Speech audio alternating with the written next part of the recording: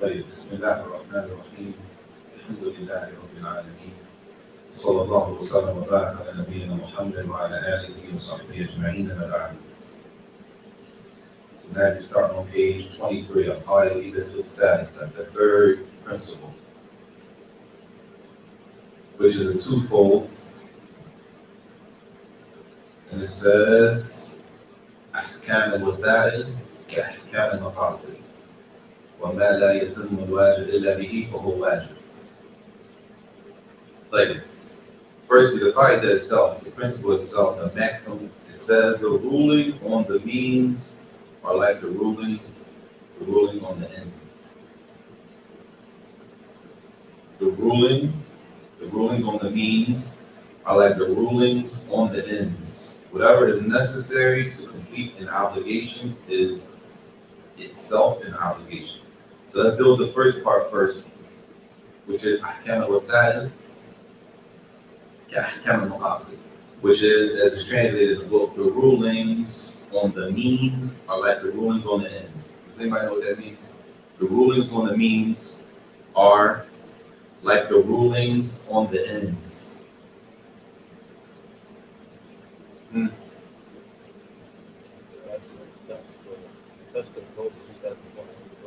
Steps to the goal.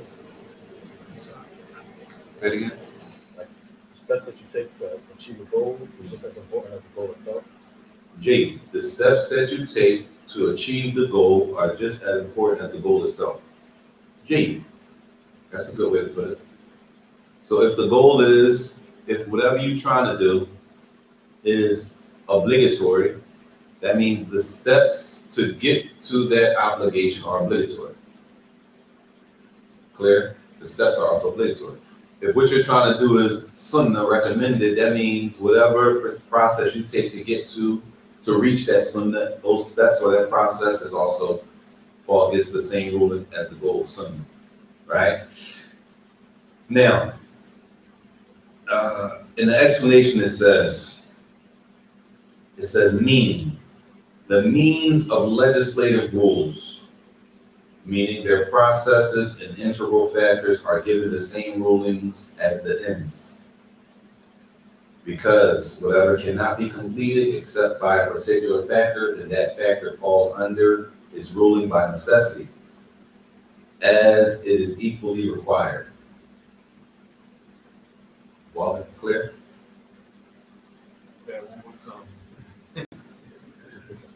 It's kind of wordy. Okay? It's kind of wordy. Number one, where it says the means, wasa'il is the plural of wasila. And a wasila is something that you use to get to something else, right? Something that you use to arrive at something else, right? So the wasila itself, if I'm trying to arrive at something that is obligatory, that means whatever I use to get to it is also obligatory, okay? Which comes in the second piece of the qaida, which is ma la yatimmu wajib illa bihi fahuwa wajib. Whatever is necessary to complete the obligation, right? That in itself is an obligation. And they give an example for that. They're going to give plenty of examples. But just so it makes a little more sense here, the obligation of, for example, it says, "And the shar amar bil wudu lis-salah." We have to make wudu in order to pray, right? So, فإذا كان لا يتم إلا بشراء الماء لازم شراءه بثمن مثل. So, if you can't make wudu except that you have to purchase water, you gotta buy water to make wudu, then it's obligatory to buy the water. Why? Because the salat is obligatory. You don't have any water? I don't have any water. Do you have the ability to buy water? Yeah. Then it's obligatory to buy water. Now I should buy some water, right? As long as the price of the water is the normal or relatively normal price, right? How much is a bottle of water generally? $1.50. It might be $2, right? You come to some place, maybe a gas station somewhere, you in the middle of nowhere, you might want $2 1/4, right? That's relative. But if you come a bottle of water, they want like $20, $25 or something like that. Now it's like, okay, the obligation is that's not relative. That's not, as long as it's in the area, the norm of what the water costs, then buying the water in that case is obligatory. Why? Because you're not able to fulfill the obligation, which is the prayer, except with wudu. And you're not able to fill the wudu except that you need water. How can you buy water? What's your options? Buying the water. In that case, buying the water will be obligatory for that situation. Clear? And a lot of these are situational. This is a situation. So that's what it means where it says the second part, whatever is necessary to complete an obligation is in itself an obligation. Like that's what that first paragraph means, even though that first paragraph is kind of wordy, it's a little wordy, that's the meaning it holds. That's the meaning it holds. In that case, the wudu is obligatory. So how am I going to make the wudu? The only thing I have to make the wudu, my option to make the wudu is to buy water. So buying the water is, as they say here, a means, right? That's going to lead me, that's going to enable me to make the wudu. So therefore, if wudu is obligatory, that means buying the water is obligatory in that situation. But the second paragraph where it says, thus, if something is commanded, then whatever factor is required to complete is also commanded, which is the same idea. Like whatever is necessary to complete obligation is itself an obligation. Like, so what if what we're trying to do is recommended? Then it's the same thing. If what we're trying to do is something that is sunnah, recommended, then whatever allows us to get to be able to do it is recommended, right? And same thing if it was haram. If you're trying to do something that is haram, anything that completes your steps to the haram becomes haram. Clear? If a person trying to do something that is haram, anything that's going to help them get to the haram in that situation becomes haram.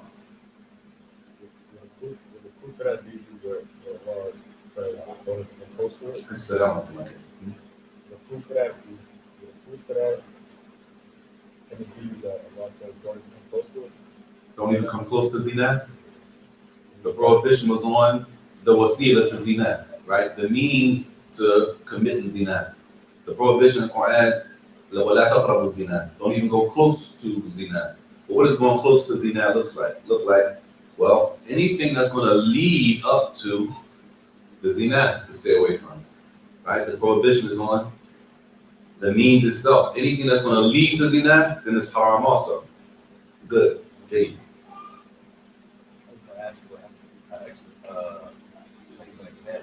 An example. We're going to come to the examples. I just wanted to make sure the idea was clear.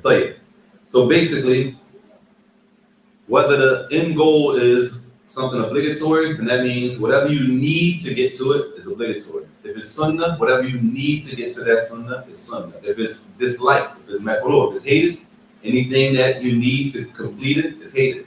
And likewise, so on and so on. But he says, and these are not the examples, but the examples include the obligatory prayer. Anything you need to complete the obligatory prayer, right, becomes obligatory. Right? Anything you need to complete the obligatory prayer becomes obligatory. So what does that include? The wudu, all the conditions. All the conditions have to be fulfilled. Why? Because the obligatory prayer can't be fulfilled without the conditions. Right? So anything you need to complete the obligatory prayer or the zakat or fasting, all of those things that are obligatory. He says individual obligations and fulfilling obligatory rights, all of those things, whatever is necessary to complete those things, that in itself is obligatory. Not just the actual salah. Everything you need, whatever you need to complete the salah is also obligatory. And if it was a sunnah prayer, whatever you need to complete that sunnah prayer, it becomes sunnah. But you did mention as long as you had the capability of doing the obligation. Right. Right. Meaning, like an example, say a servant or slave that can't cover themselves, cover their own property. Right. Being as though condition is to cover your own, so say if they can't do that, and they don't have the means to do it, their excuse. Right. Okay. Right. The excuse in some of the scholars put that inside of the qaida, okay. as long as the obligation. You got the book. I think it's that. Oh no, that's another book. Yes, with the ability to fulfill what needs to be fulfilled. It's possible. A condition for prayer is covering over, but a person might not have clothes, right? If a person doesn't have clothes in the situation they're in, that doesn't mean they don't pray. That means in that specific situation, they're excused from fulfilling that condition, right? But that doesn't mean we can pray without covering our odor. That just means for that specific situation that they have an excuse, right? There's never a time where we just don't pray, right? Even if we're in a place, and let's just say the phone dies. We travel and the phone dies, it's time to pray. And usually we use the phone for the qibla, right? Trying to find out, hoping to find the qibla, right? The phone dies. People don't know how to use the sun and stuff, the sky, right? So we should, but we pull the phones out. Like the phones die, right? In this case, what are we supposed to do? Don't pray? Well, we're not going to pray because we couldn't find the qibla. No, even though facing the qibla is a what? A condition for the salat. The salat is not valid without fulfilling the condition of facing the qibla. Tell you, we don't know which way the qibla is. What are we supposed to do? Just don't pray? If we a group, we pray different ways, right? We have to? No. What you saying? Say it again. I mean, is that one? If we're a group, we together. We want the usle, the origin. We a group. We all together. All of our phones are dead, right? Sometimes all the phones are dead. So now we trying to. Are we not going to pray, or are we going to pray? We definitely going to pray. Just because we can't find the qibla, we're going to pray. All right. It's not that we're not going to pray. Now the next issue is which way are we going to pray? That's going to be the issue. Now we got to find the qibla. Now it's possible, like he said, we're a group. So let's just say it's 5 of us. 2 of us see the qibla to be one way, and 3 of us see the qibla to be the other way. What are we supposed to do in that case? The consensus. There's no consensus. It's a larger number. Follow the larger number? Nah. It's possible. It's possible. It's possible we all pray in 5 different directions. Possible. You pray what you see to be the qibla, and the next person might not agree. None of us are sure. That's the point. Now, maybe 3 of us agree it's one way, so us 3 pray this way, and the other 2 don't see it to be that way, so they pray a different way. It's fine. In that case, it's okay. How would it look? Are you praying together like it's a man? Like, I'm gonna pray 2 different. You're not gonna be able to pray together. I'm 2 different. You understand? Based on what? Based on we don't know which way the qibla is. What we never do, we never not. We even said, I don't know if this is a word we say it like this, but we never not pray. We never just don't pray at all. We never just totally leave off the salat. Even if a person sick when they bed, they can't stand up. They pray with their eyes, moving their eyes. It's never a time. If people are praying, if there's a prayer for war or hope when you're in war, like on the battlefield, and we still require to make the salat. Let alone we just traveling down 95 and can't find the qibla. I seen a video of Oh yeah, it's real. That's real. Yeah. It's a real prayer, right? You're gonna, yeah. So how about if we sink, we just don't know what a qibla is, right? There's no excuse to leave off. In that case, we might pray in different directions, or we might all agree that it's this way. We pray together. It depends. So yeah, he says,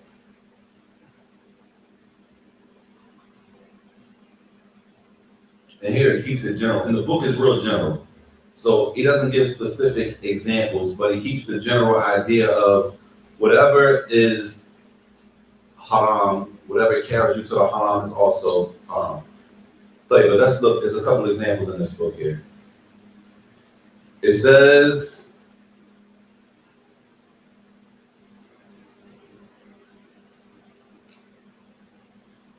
we are commanded to pray. So the fact that we're commanded to pray, the fact that we're commanded to pray, that means we're also commanded to do anything that's gonna complete the salat, like what? The tahara, making wudu. If we're commanded to make the salat, that means we're also commanded to make wudu. Because you can't pray without wudu. You can't pray without tahara. So the fact that we're commanded to pray, that means we're also commanded to anything that connects us to complete the prayer. From the wudu, and as he says, the rest of the conditions. Also, if we're commanded to pray, وَكَذَلِكَ وَأَمْرُ بِتَعَلُّمْ أَحْكَامِهَا الَّتِي لَا تَتَمُّ إِلَّا بِهَا. Also, if we're commanded to pray, that means we're commanded to learn how to pray. Right? If we're commanded to pray, you can't pray if you don't know how to pray. That means the command is also to learn how to pray. The command is also to learn how to pray. And other things that are also considered, as he says, whatever they are. He says, okay, وَمِنْهَا تَحْرِيمُ بَيْعِ الْأَشْيَاءِ الْمُبَاحَةِ لِمَنْ يَعْصِ اللَّهَ فِيهَا. Also, something could be halal, right? But somebody uses it in the haram. Somebody uses something halal to do something haram, right? Is it permissible to drive a car? Drive a car is permissible. Somebody could use a car to go do something haram. So what if I'm a car man? I sell cars, right? I'm a car dealer, I sell cars. What do I say? I'm not going to sell people cars because they're going to do something haram with them? I'm not in control of that, right? But if somebody buys a car, they go use the car to do something haram, that's on them. That means them driving that car in that case, that trip that they took was haram. The trip itself was haram. Also, the haram that they did when they made the trip was haram, right? And the same thing applies for if what you were trying to go do is Hajj, for example. I mean, the trip for making Hajj, how do you get the Hajj for us? Airplane, right? That means for us, the obligation is, if we want to make Hajj, the obligation is that we're going to have to fly. How do we do that? We got to buy tickets and everything that comes along with it. That becomes the obligation. If we want to walk the Hajj, that's not even realistic, right? But what if a person is close enough to walk the Hajj and they never made Hajj before, and they're close enough to walk the Hajj? What's the obligation on them? The obligation on that person is walking, right? As long as they fulfill all the conditions, the obligation on them could be walking, right? So everything is based on the situation. Clear? Everything based on the situation. And of course, y'all, these are, again, inshallah, the best word is situational. These are not, you can't paint everybody with the same brush with these situations. Because it might be allowed for this person today, doesn't mean it's allowed for everybody today. They're in a specific situation, and it applies to them, which it might not necessarily apply to you. طيب, it said minha tahrim al-shirk. So the prohibition is on worshiping other than Allah. So anything that leads to the worship of other than Allah is also haram. Worshiping other than Allah is haram. Anything that leads to worshiping other than Allah is haram. Which from it, if we never study Kitab al-Tawheed with a good study, we never covered that both front to back. We see a lot of our problems because we don't really understand the Tawheed of Allah Jalla wa'ala, right? We let things into our circle that cause confusion and cause harm. From them, reading horoscopes, right? Reading horoscopes. A lot of Muslims still read horoscopes and don't see any problem with it, right? Or going to extremes in people, holding people higher than they deserve to be held in status, right? And this is how the previous nations went astray. They start worshiping their righteous people, right? Yes, the people that they were righteous, they were upright, they were the best of the people, right? But they went overboard in praising them. They went overboard in respect for them until it went to the level of worship, right? So that's why in Kitab al-Tawheed, those chapters are mentioned. Going to ghulu, going to extremes with the righteous people. Why? Because going overboard in praise of somebody leads to something else, right? Going overboard to somebody leads to something else. And therefore, going overboard in praising a person is not allowed. It's not allowed. Why? Because it leads to, it could, not that All you say, if you give somebody a compliment, a shirt. I'm not saying that. Right? See, I'm not saying that. Going overboard in praise, going overboard in who a person is, going overboard, and therefore that's why you have the chapter Kitab Tawheed. Also the chapter of horoscopes, right? Believing palm readers and gypsies with crystal balls, right? Magic, all of that stuff. It's not mentioned in there just for the sake of mentioning it. It's mentioned in there because those things are considered wasa'il. Those things are considered means. They lead to something else. And that's why the Prophet ﷺ, he taught us to stay away from using certain phrases. Not that the phrase itself, but that phrase could lead to something. And just the fact that it may lead to it, the prohibition, it takes the ruling of the ending, as it says. And that's how it's worded, that the means take the rulings to the ends. Any questions? In that last paragraph on 24, it says the same applies to prohibitions such as shirk, murder, right? Fornication, consuming alcohol, riba, taking interest. All processes which lead to these things are prohibited and forbidden. Anything that leads to murder, right? Anything that leads to murder is also itself forbidden. Haram. Anything that leads to drinking alcohol is also haram. What could lead to drinking alcohol? Buying it, possibly selling it, going to the store, going to bars where they sell it, hanging out in those places, right? Especially if a person already had a previous addiction or something like that, right? You already had a problem. Everybody had problems previously, right? Allah protect us from going back. I mean, whatever we come from, right, to put ourselves back in that same environment, right, is a means to doing the same thing over again. So we got to be careful, inshallah ta'ala. Tayyib. An example gives in general. Tayyib. The next qaida, which is on page 25, al-qaida al-rabi'ah. The fourth principle, which is al-mushaqqa tajribu al-taysir. And this is an important one. They're all important. But I think we spoke about this somewhat the other day, which is, as it says, hardship entails ease.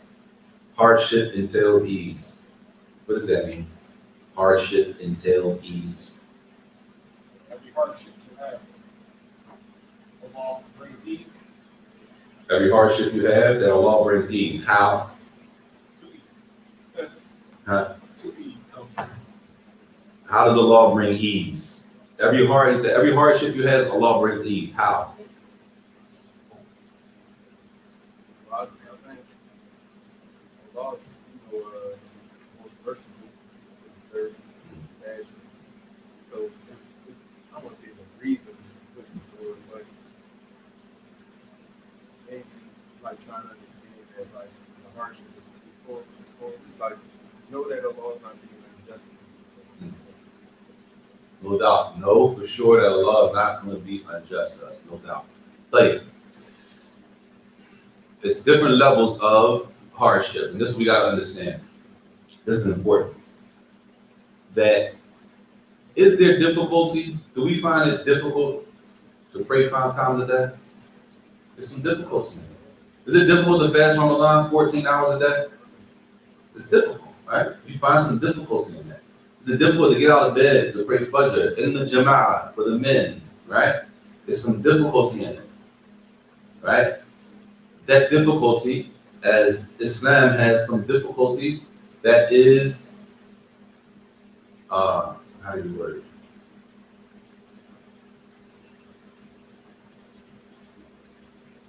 It is from the deen. That difficulty is intentional.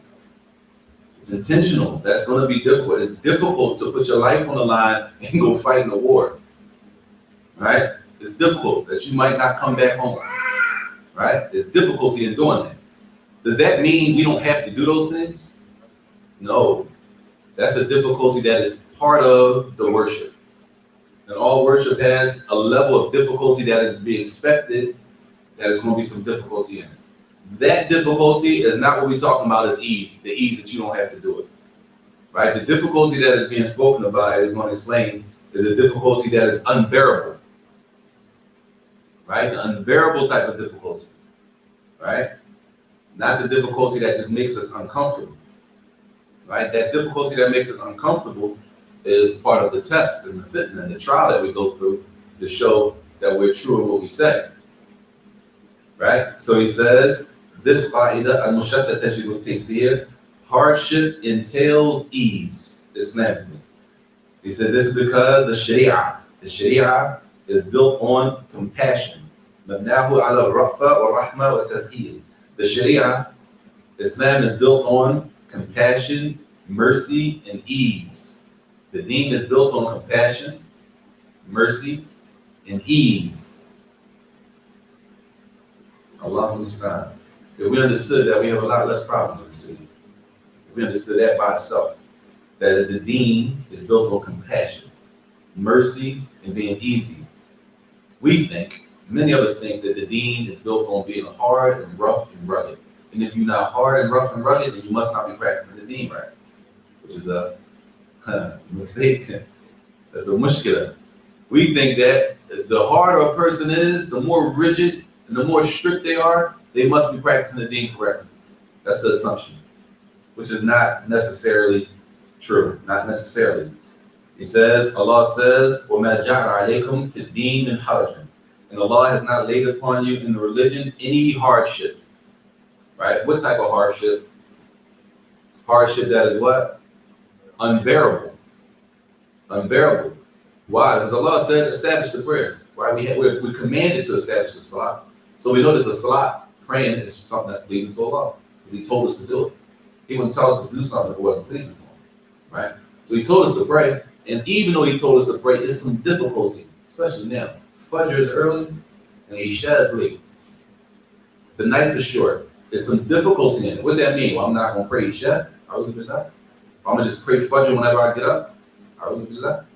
Right? It doesn't remove. It's not ease that's removed, because that's the difficulty that is a part of the religion. Tayyib. He says, accordingly, actions are of two kinds, and this is it. That the actions, al-umur nu'an. There are two types of actions, as he says. One type which the legally responsible person is unable to carry out, for which Allah does not burden him over. There's some things that we're not able to do. We don't have the ability to do it. And Allah does not put a burden on a person. As Allah says, لا يكلف الله نفسا إلا وسعها. In Surah Al-Baqarah, ayah 286. Surah Al-Baqarah, ayah 286, where Allah says, Allah burdens not a person beyond his scope. What does that mean, elders? Allah burdens not a person beyond his scope, because we talk like that. What does that mean? Beyond his ability. But what is all right, retranslate the whole thing. Allah does not burden a person beyond their ability or what they're capable of. Right. Allah does not burden a person beyond their ability. Allah does not put something on you that you're not able to do. That would be what? That would be oppression and unjust. And Allah is not oppression and unjust. Right? And this is why, if we look at people, everybody goes through a different trial. You might look at somebody and say, man, I don't know how you do it. But Allah is al-Hakim. Allah knows you wouldn't be able to deal with that. But you see that person and they keep moving. They keep moving through life, and you look at them like, mashallah, I don't know how you do it. Isn't it something what you about Prophet Islam said about practicing the deen according to ability, or practicing the deen according to the best of your ability? So one of the hadiths according to now. Yeah. About ability, like yes, there's numerous texts about your ability. There's numerous texts regarding ability, and this is how we know that what we're able to do is one thing, what we're not able to do is another thing. And this is the first type of action that the legally responsible person, which is who, y'all? Who's a legally responsible person? illegal. It says no, not illegal. It says here. Because we just got to think, what if we're at home reading this book? You just pick this book up. Somebody that has the ability to do whatever that action is. Somebody that has the, again? Somebody has the ability to do that person is like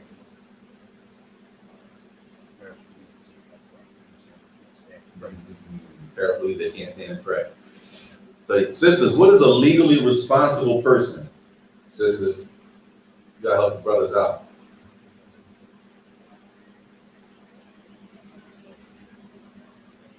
We still need that mic. And actually, we got the mic. We do have the mic, sisters, but we don't have the cord. I would have been on cord a long time. You can't hear y'all, but MashaAllah, tabarakallah. Sure. See what I'm saying? The person who reached puberty and the person who has their right state of mind. This is the legally responsible person, mukallaf. Mukallaf. It just says legally responsible. A person might think that you gotta be 18 or older if you're home. You never know how a person could understand that. Legally responsible Islamically, mashallah. The person who reached the age of puberty and they have their right state of mind. They're legally in their right state of they're in their right state of mind. That means Islamically they're responsible for their actions. So not discerning puberty, right? Not discerning puberty. They reach the age of puberty because the child hasn't reached the age of puberty, right? They're not held accountable for their actions.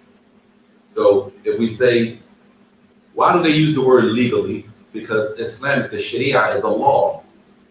These are laws. So you have to go to court. In a Muslim country, you go to court. And the judge is sitting there, it's a Muslim, and they're going to rule by the Quran and the Sunnah. And you broke the law. The law, what is the law? That you can't steal from people. What is the law? Well, let's look at the person. Is this person, can we even charge this person? Are they at the age to be charged? Well, how old are they? It's a 10-year-old. Well, like legally, Islamic law, why we can't, you know what I'm saying? Not that it's no repercussion, but it may not be the law for that crime. You understand? So the legally responsible person is the one who reached the age of puberty and they have their right state of mind. If they're unable to carry out, which Allah does not burden them over. Allah says we don't put a burden on you more than you can, that's beyond the scope, more than you can bear. Like the other type of hardship or the other type of actions, it says, these are the type of actions what one is able to carry out. A person is able to do it, but is not burdened with either doing it or leaving it. Right?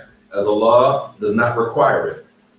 Like there's some things where a person is able to do. You can do it, right? You have the ability, the capability to do it. But does Allah command you to do that or not? Right? Like for example, generally, y'all, not 100%. Generally, do people lift cars? Right? It's out of the scope. Generally, it's out of the scope. Right? Do people lift tables? People lift tables, though. Now, the question is, Islamically, are we, like, commanded to go around lifting tables? You know what I'm saying? So now, the fact that we can do that action, now we got to look at it. Well, are we commanded to do that action or not? Are we commanded to do that action or not? And this is all at the bottom of the page. It says, but is not burdened with either doing it or leaving it, as Allah's divine wisdom does not require it. As for whatever Allah's divine wisdom does require, whatever Allah does command us to do, then He either commands or prohibits depending on what it is. Like, if a matter will lead to hardship and difficulty, then inevitably it entails lightening and easing. Like, what's that going to look like? Next, I'm going to bring a bunch of examples. If Allah commands us to do something, right, it's possible that there's some hardship in it, right? This type of hardship, generally, we're able to do though, right? Because the hardship that we can't bear, that we're not able to do, we're not responsible for, right? Generally. Now, the things that we are responsible for, as he says here, it could still be some hardship in it. Everybody with me? For example, we're commanded to pray. We have to pray. Is it hardship in praying? Yes, it's still some hardship, but that doesn't mean we can leave the salat though. Like it. Now, he said either one or two things happen.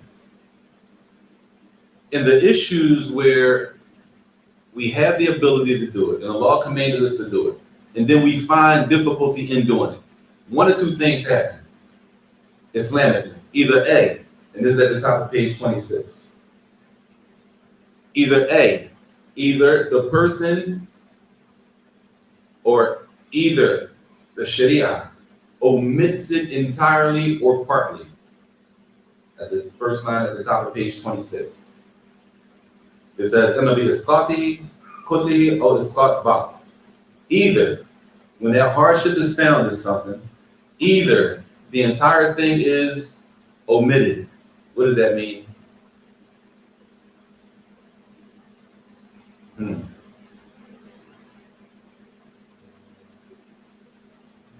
Huh? Included? Included? Taken away? Yes. See, sisters, that's why the sisters got to be as the brothers be slipping. Right? Alhamdulillah. طيب. Either A, as he says, إذا حصل في مشقة لأمر من الأمور فلا بد أن يقع فيه التخفيف والتيسير. When difficulty is found, then with Allah commanded us with that in general we're able to do, and it's still some difficulty, that's one or two things gotta happen. Either you don't have to do it in totality, or you don't have to do a part of it.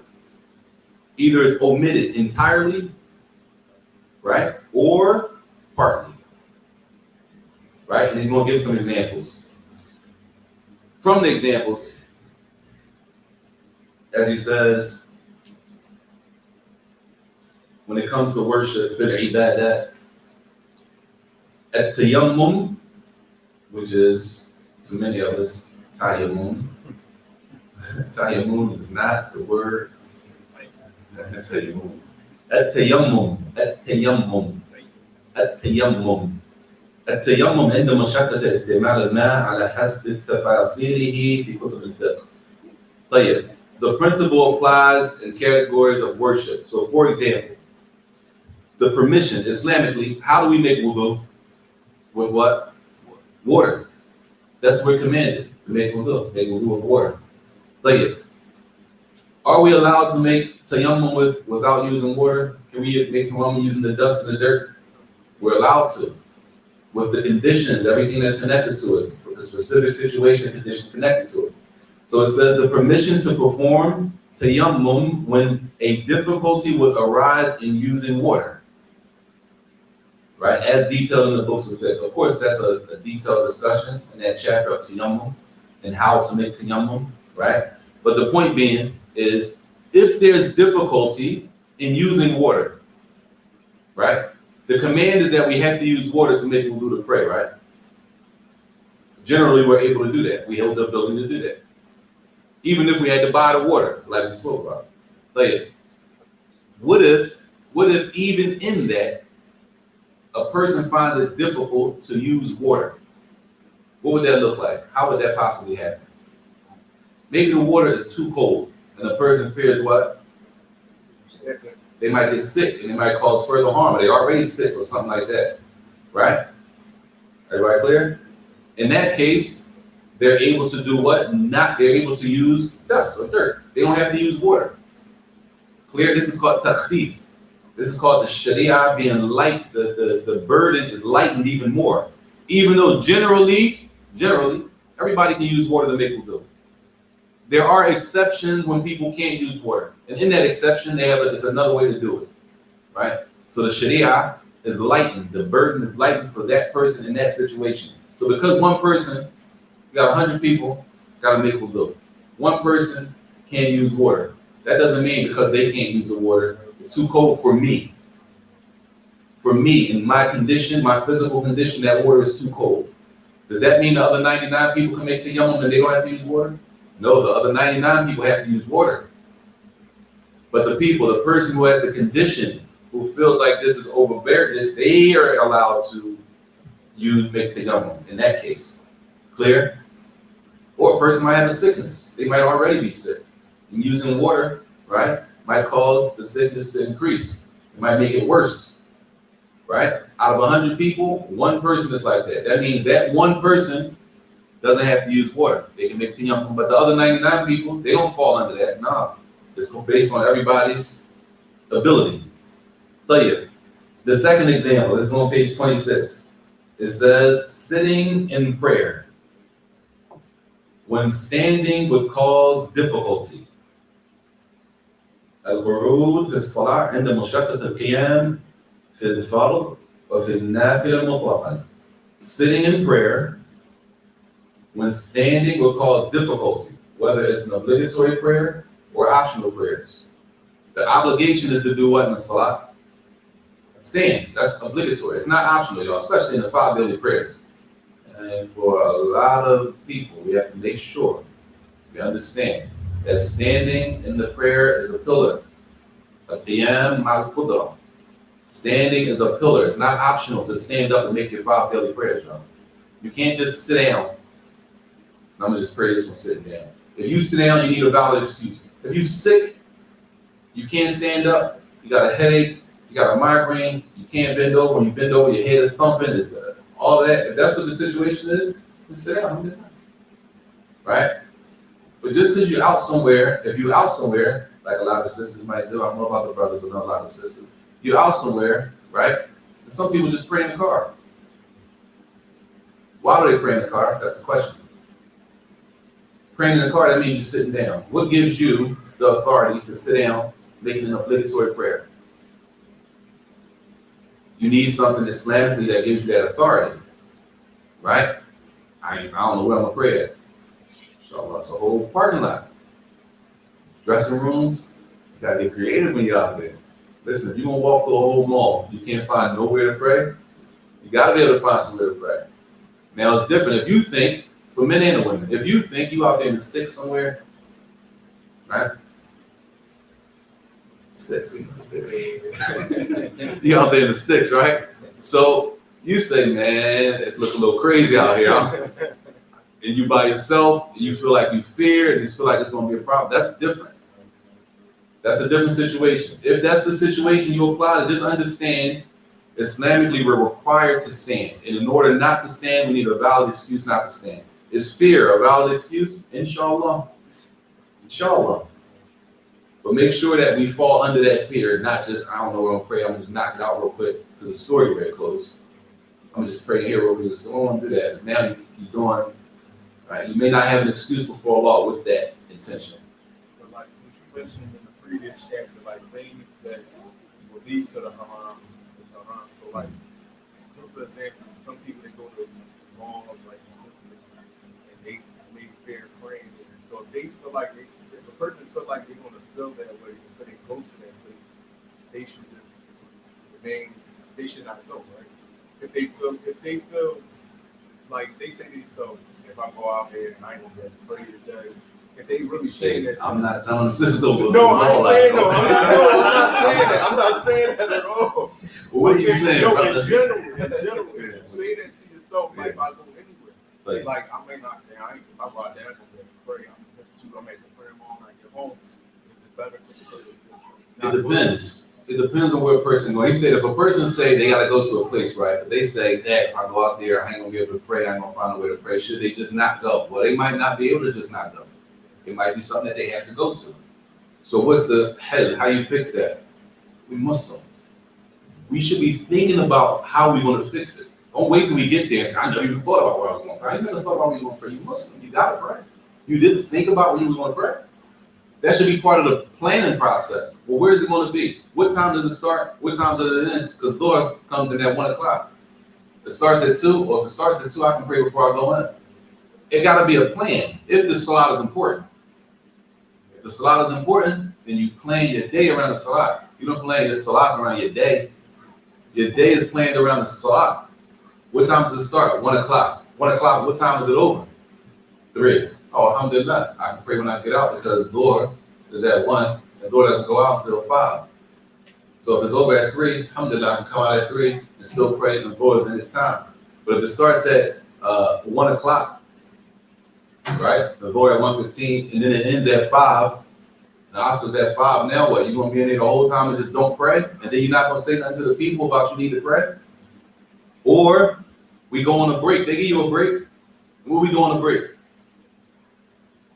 What do we do on the break? Stand around talking and eating? Right? We should be going to pray. That got to be priority.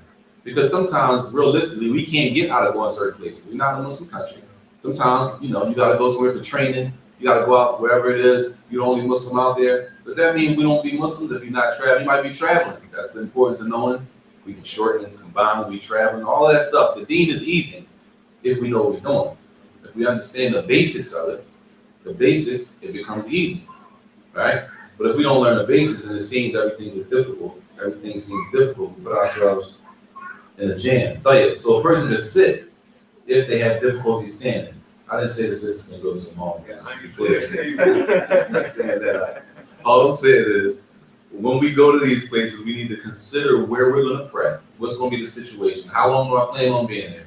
If I know I'm going to be out there all day, I need to consider, okay, where am I going to pray? Dhuhr and Asr. Am I going to be there for Maghrib? If so, where am I going to pray? That's all. We need to be considerate of the salah, not make that second hand. Oh man, I ain't even think about where I'm going to pray. How do you think about it? We pray 5 times a day. How wasn't that a consideration throughout your day? There's no days off. The salah is no days off. There's no break from the 5 prayers. They always got to be part of the plan. But yeah, it says the next example is shortening the prayer during a journey and combining between 2 prayers. Like Dhuhr is how many rak'ah? 4. Asr is 4 rak'ah, right? And we're commanded to pray like that. That's the origin. But even with that, when a person is traveling, we have the option of shortening. We can pray Dhuhr 2 rak'ah, and we can pray Asr 2 rak'ah instead of 4, which is in itself, that is ease, right? It makes it easy when you travel, right? It makes it easy. You got to figure 4 rak'ah for Dhuhr, 4 rak'ah for Asr. You in a place where you've never been before. You don't know the neighborhood. You don't know the people out there. You out there on a solo. You don't know. It ain't like it's a group of y'all, right? It could be difficult, right? It could be uncomfortable. Hey, I'm gonna pray at. I don't know. I don't want to pray out. It could be uncomfortable and difficult to make a decision even where to pray at, right? So even with that, Islam allows, okay, if you're traveling, you might be in a situation like that. You can delay Dhuhr and Asr. You can pray Dhuhr at the time of Asr. So let's just say, for example, you're traveling, and you go out the house at 10 o'clock in the morning. You're out there, there's not a lot of Muslims in the area. You're looking around, you're out there, you don't know where you're going to pray at. Dhuhr comes in, right? And it goes out, Dhuhr comes in at 1 o'clock, it goes out at 5 o'clock. Like, you say, well, I'm traveling, man. I don't know where I'm going to pray. I don't look too comfortable out here. I'm not really comfortable. I'm going to just delay Dhuhr and pray Dhuhr with Asr. Right? Can you do that Islamically? Islamically, we can do that, which makes it a lot easier. Like, what time are you going back home? We're going to get back home at 6:30. Like, what time is Asr? Asr is at 5 o'clock. So what do? You delay Dhuhr until you get back home, and then you go home and you pray Dhuhr and Asr at the time of Asr. Islam allows that. That's the ease in it, because you're out in a place you don't know, you're not familiar with. It's uncomfortable praying. You don't want to put yourself in harm's way. So you delay the salah until you get back to your safe hotel or wherever you're staying at, and then you pray your prayers. The deen is easy if we understand that. If we don't understand that, right, we just say, I'm going to just stay out here until 10 o'clock and then make all of them up when we get back. No, we don't have the authority Islamically to do that. We have the authority to pray Dhuhr and Asr together in either one of their times when we're traveling. We have the authority Islamically to pray Maghrib and Isha together, right, in either of their times when we're traveling. We don't have the authority to pray Dhuhr, Asr, Maghrib, and Isha all together after Isha, at the time of Isha. We don't have the authority to do that, Islam. So this is another form of lightening or ease that's mentioned at the beginning of the Qaidah. Rahmah, mercy, ease, and compassion. It says other examples of acts of worship that may be lightened. Takhfifat fil ibadat wa muamalat. It says a'dhar al-jum'ah wal jama'ah. It says pardoning. These are other ways that we have some that make things easy. Pardoning the attendance of Jummah, or the congregational prayer. What does that mean? Read that again, Shay. It says examples of acts of worship which may be lightened. It says pardoning the attendance of Jummah, right, Friday prayer, or pardoning, meaning, or pardoning the attendance of the congregation with salah. Excuse, not to attend either one. Having an excuse to not attend Jummah, right? There are excuses, valid excuses Islamically where a person, the man, is allowed to miss Salat al-Jummah. Or where a man is allowed to miss the Salat in the Jama'ah, right? There are times, specifics for that, right? What's the hukum on a man attending Jummah, Islamically? Huh? Why? It's wajib, it's obligatory. For the man to attend Jummah, it's obligatory, right? Allah made it obligatory. Even with it being an obligation, right? There may be some difficulty at times in the man attending Jummah. So in that case, right, the Sharia has rules that allows a man to miss Salat al-Jummah, if this is the case, right? Or, what is the hukum, the ruling for the man praying in Jama'ah? The man praying in congregation? Obligatory. But there's times when the man is excused Islamically from having to pray in Jama'ah. These are called, as it says, the act of worship is being lightened. Even though it's obligatory, for that man in that situation, he doesn't have to do that in that case. It's light. It's an easier way to practice that type of worship. Clear? It says here, advancing the payment of zakat. Advancing the payment of zakat. Zakat has rules when it has to be paid, right? All of the conditions that go with the zakat, and that's when it is obligatory. But it's possible a person is in a situation where they need to pay their zakat early, right? Based on that situation, they're able to do that. Based on that situation, Islamically, they're able to do that. He says in other things, from acts of worship or business deals, transactions, marital issues, it says in felonies. So let me see what the Arabic says. Oh, like felonies. Or jinayat. I mean, a jarima is a crime. Other crimes. So it don't necessarily be right. Every crime is not a felony, right? Yeah. So it says felonies, other crimes. He didn't really give any examples for those, but the same idea applies. Sometimes things are obligatory, right? And then based on the situation, right, some of the obligations may be lifted. And sometimes the entire obligation is lifted. Does anybody know an example when the entire obligation is lifted? When the entire obligation is lifted, that's one.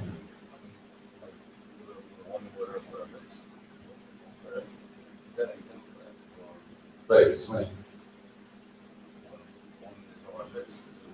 The obligation to pray. Jay, when a woman, he said an example, when a woman is on her menses, it's obligatory for the woman to pray 5 times a day too. They're not excused to pray 5 times a day. But when a woman is on her menses, right, it's takhfif. She doesn't have to pray 5 times a day, right? Matter of fact, if she did pray 5 times a day, it wouldn't count, right? So she doesn't have to pray 5 times a day, which is ease for the woman, or even after she has a baby, postpartum, right? With the postpartum blood. The ease from Islam, the deen, does not require her. She doesn't have to pray during that time. She's still bleeding. Clear? Even though, is it obligatory for Muslim women to pray 5 times a day? It's obligatory. But in that case, she doesn't pray 5 times a day, right? In the case of when her menses is on, yes. At that period of time, they don't make it up either. And they don't have to make it up, which is also ease. This deen is built on ease and compassion and mercy. Like, what about when it is totally dropped? Like the hadith of the man who said he had intercourse with his wife, he had sex with his wife during the day of Ramadan. Right? And the Prophet ﷺ told him to do something. The kafala. Right? He said, free a slave. I don't have a slave to free. Fast 2 consecutive months. Right? Shahrain mutatabi'in, 2 months straight. I'm not able to do that. Right? Feed 64 people. I'm not able to do that. He's not able to do anything. So what is he supposed to do at that point? the penalty drops off. Right? The penalty drops off for the person who did that. Clear? Based on what? They didn't have the ability to do it. Tawfiq. That's deen. This is deen. Deen is Allah Jalla wa Ala is a belief. Right? He's gentle with us, but our problem is a lot of times we don't know, right, the basics, so we make things hard on ourselves. So he says at the end, that's funny. I was still rolling that in my head. Felonies. Somebody read that. Yeah, felonies, it says jinayah, which should be crimes, other crimes and punishments and stuff like that.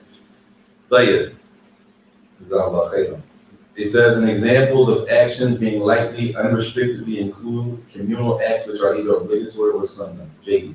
And acting on assumption, J. Another way that shows the ease in actions being lightened and easy for us. It says, furud al-kifayat. When things are fard kifayat, right? A communal obligation, like what? Praying a janazah, right? Imagine if every time a Muslim died, it was obligatory for every Muslim to go to every janazah and pray. But as long as some of the Muslims go do it, alhamdulillah, the burden is removed from the rest of the community. That's a ni'mah. That's takhfif. Well, Allah made it light for the rest of the Muslims. As long as some of the Muslims carry it out, the rest of us are cool. And that's why you got to respect the people who do the things that are fardu kifayah. The people who carry out the things that are communal obligations, meaning if they didn't do it, we might all get a sin. We should have love and respect for them people. Right? We should show some honor and respect for the people because you're covering down on everybody for real. And then everybody in this area, right? You're carrying out a fardu kifayah where I couldn't make it if I wanted to. You imagine if we all had to pray every janazah, as many janazahs as there is in this city? All the Muslims have to show up to every janazah and pray every janazah.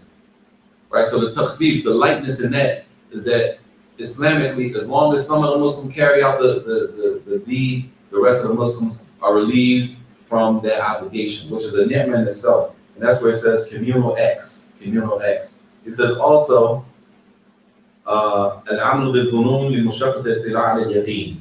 And this is the last part here. We'll stop here. It says, and acting on assumption when there is difficulty in ascertaining something with certainty. I like that. That's nice. MashaAllah. What does that mean? Acting on assumption when there is difficulty in ascertaining something with certainty. This is a ni'mah. Islamically, we're allowed to do this. Okay. The example is good about prayer, not having questions. MashaAllah. Jiggy. Tell us. The example of finding a qibla. It's a group of us, right? We don't know exactly where the qibla is. What are we supposed to do? You assume. You do ijtihad in yourself. You try to find out, so you might look, man, the sun, it gotta be this way. And that's how you pray. And he might be next to you and say, no, I don't think that's right. We came from this way, right? It might be it's not an argument, but it's I don't think that's the right way to pray. And if I don't think that's the right way to pray, I don't have to pray that way, right? So he might pray the other way. Where both people, they act on assumption, right? In that situation, they're not able to be certain to which way the qibla is, so they act on what they assume the qibla is. Clear? And Islam allows that. This happens to this happens to us last summer in the apartment. It's what took out. And we all prayed one piece. One brother was like, almost like he said, I'm praying something better. I said, oh, I know what you're saying. I had to bring ease. I said, man, I don't know. You don't pray by yourself. So I said, 12 hours. Go peace. Hey. So we prayed. What? Matter of fact, excuse me. He didn't even pray. He said he gonna wait till we go to the doctor because he prayed somewhat. MashaAllah. So But it was within the time. Right? The brother thought if he thinks everybody's praying the wrong way, I don't trust the way y'all praying. I'm gonna go to the masjid. I'm sure because in the masjid I got certainty about that they praying the right way. Right? Even when I do that, it's still within the time, for example, it's still within the time of Asr. Asr is still in until the adhan of Maghrib, even though it's the Waqt al-Darura. right? He's still in the time frame. He can do that. I don't trust that. I don't know if y'all praying the right way, right? A person can do that, right? And they go to the masjid because they want to reach yaqeen. But what about they did pray like that and they had the assumption? That's what that means. That acting in assumption in areas where you're not allowed to, or not allowed, I'm sorry, where there's difficulty in finding out with certainty what's going on. And the person works on, as it says, al-amalu bil-dhunun, al-amalu bil-dhunun. Acting with an assumption. And there's a lot of things that we act on in Islam based on assumption, which is not a problem. It's just the reality. There are many things that we may not be able to 100% come to a conclusion about, right? 100%. So for example, when a person makes istinja, from Allah, a person makes istinja and they clean themselves. Stinja, in case you don't know, stinja. A person makes istinja, right? And they clean themselves. Is the person 100% sure that everything has been cleaned? No.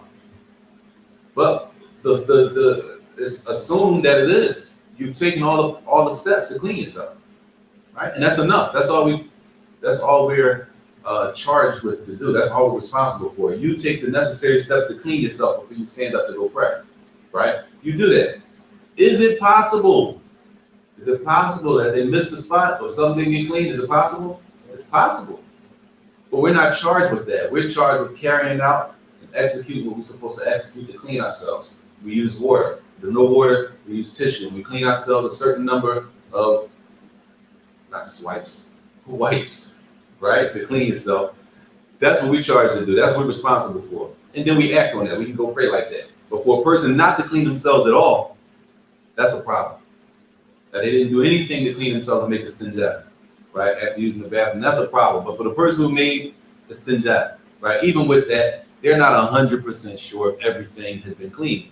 But is that okay? Islamically, that's okay. Because what way do we have to be certain that everything was removed? We don't have one. And there are a lot of things Islamically that we can't arrive at with 100% certainty, but that doesn't mean we don't do it. That means it's acceptable. We do what we can do. Inshallah, that is acceptable. Are there any questions, sisters? Hold on.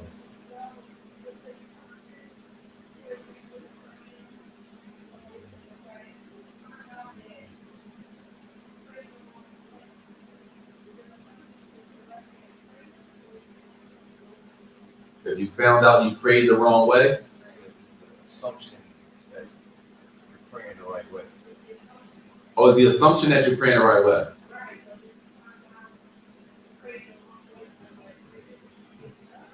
Should you pray over, you saying? If you found out that you prayed the wrong way, and you sure that you found out you prayed the wrong way, then yes, you pray over, because you know you prayed the wrong way. But the assumption is not after you prayed, you don't just walk around thinking, man, I think I prayed the wrong way. Khalas. You made this jihad and you prayed. Khalas. That's all you got to do. Now, if you come to find out, no, that was the wrong way we prayed, like for sure, then you pray over.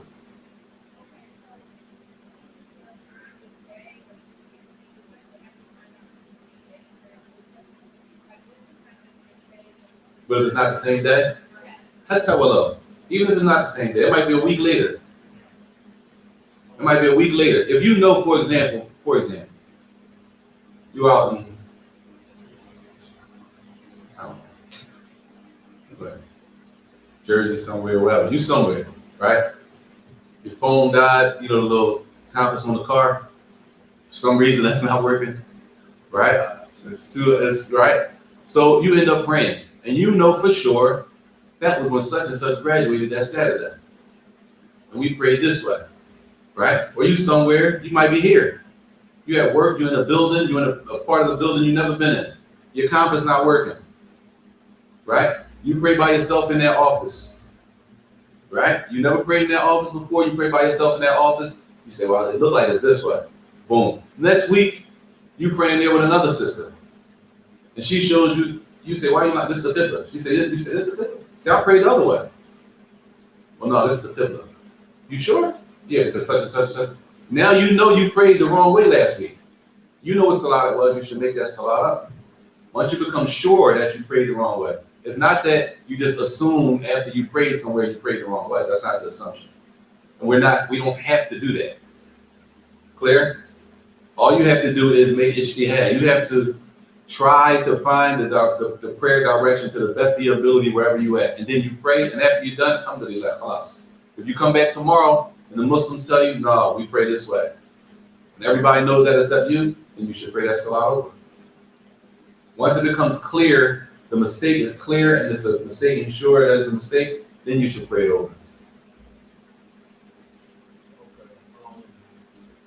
Salah. In regards to the wudu, right? How can I put it? Like, say, like you just said, you found out you prayed wrong with a week later. And what if, cause isn't it a narration about like, you're not sure if you made the wudu, like, don't do it again, because it's from the shaitan, unless I'm mistaken about the narration. Say, for instance, like, you at Booker, and you found out, you were like, yeah, I ain't, like, you know, like, I ain't getting wudu for those things. Like, you have to go for it. You just mugged it, and you remember you didn't make wudu for what? For like what? For like what? You sure? Yeah, like say if it really like say it just dawned on you like, you know what, I did such and such. If you're sure about it, no doubt. If you're sure, it's mugged. Like right now, it's going to be mugged. A person think and say, I don't know. I prayed Zohar earlier, and I didn't make wudu. You need to pray Zohar again. Right? You sure? Not, but we don't sit around and muggle them and say, let me think. Hold up. Once you start doing that, you don't have to pray Zohar. Did I make wudu for Zohar? And then you start thinking, huh? The doubt has been removed. Right. The if you know you prayed Zohar, right? You remember making wudu. Well, I think I broke my wudu. Once you start getting into that, that's from the shaitan, the whisper, and that can never end. That'll be a never ending. About protect us from that. That can never end. But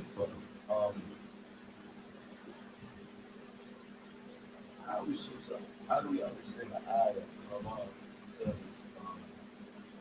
the hardship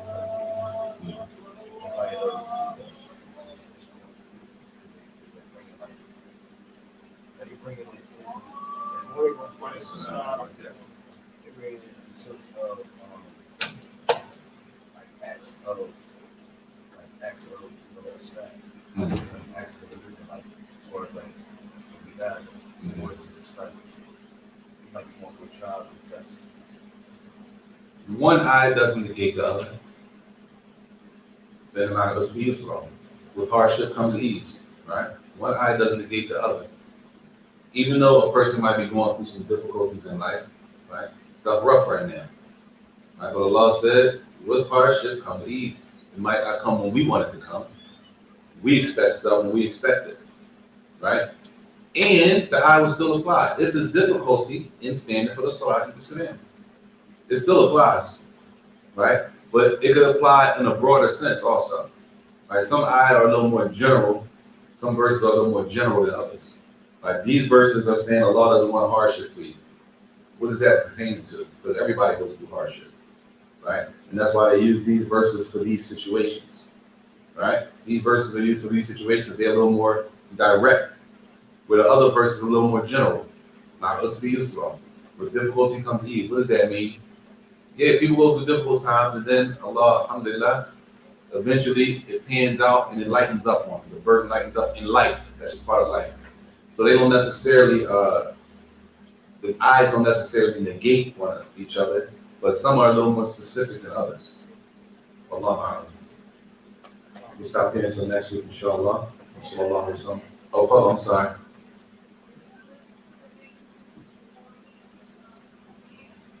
Say it again.